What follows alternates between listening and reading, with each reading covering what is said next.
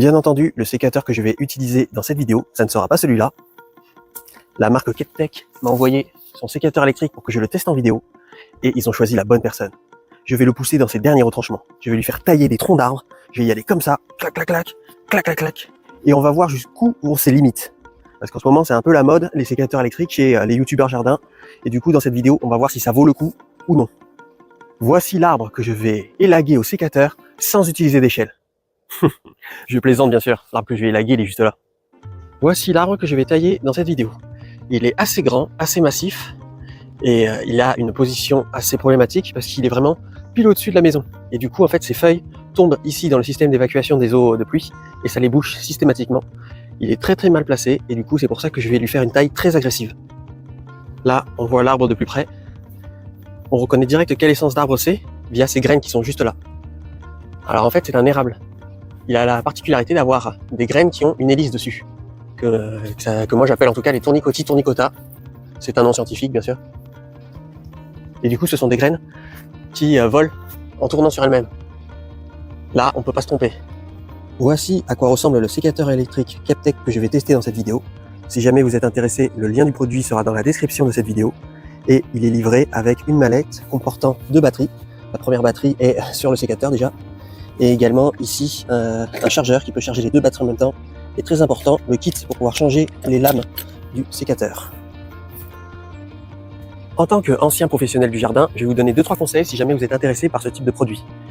Là, le sécateur, on peut l'acheter sans la perche, mais c'est une très mauvaise idée.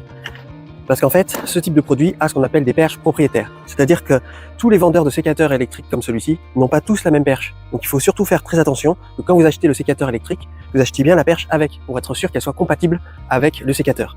Parce que si vous achetez un sécateur électrique seul, pour moi ça n'a pas très grand intérêt. Le mieux ça serait d'acheter directement un ébrancheur, car il ne nécessite que très peu de force pour pouvoir couper de très grosses branches, et il a un taux de réparabilité beaucoup plus important.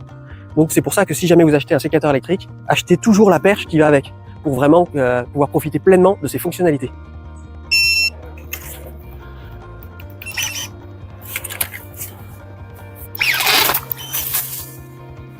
Ah ouais, impressionnant.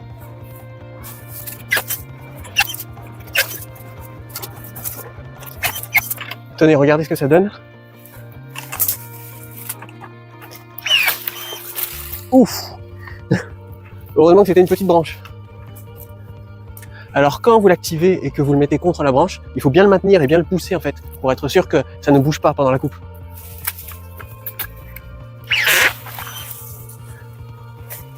Il arrive à couper des branches avec un gros calibre.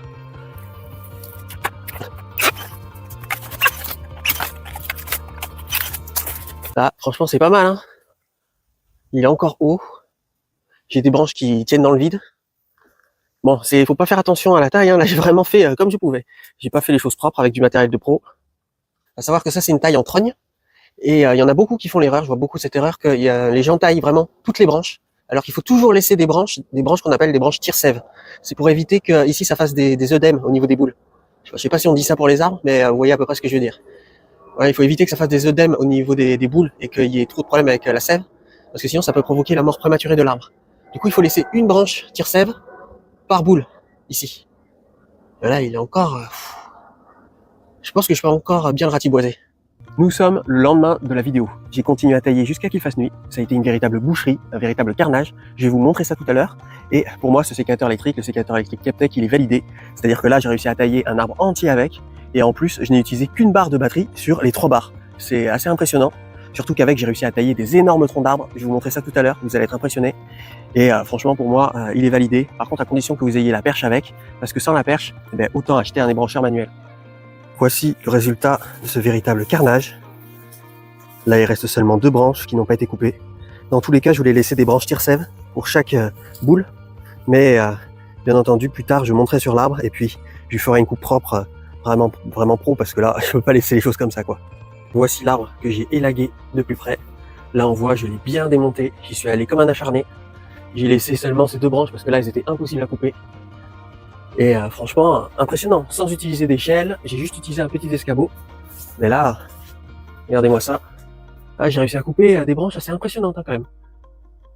Bien évidemment, plus tard je monterai là-haut et puis là je ferai une coupe propre parce que je peux pas laisser les choses comme ça, mais Franchement, tout ça, un arbre entier, avec juste un sécateur, c'est dingue de chez dingue.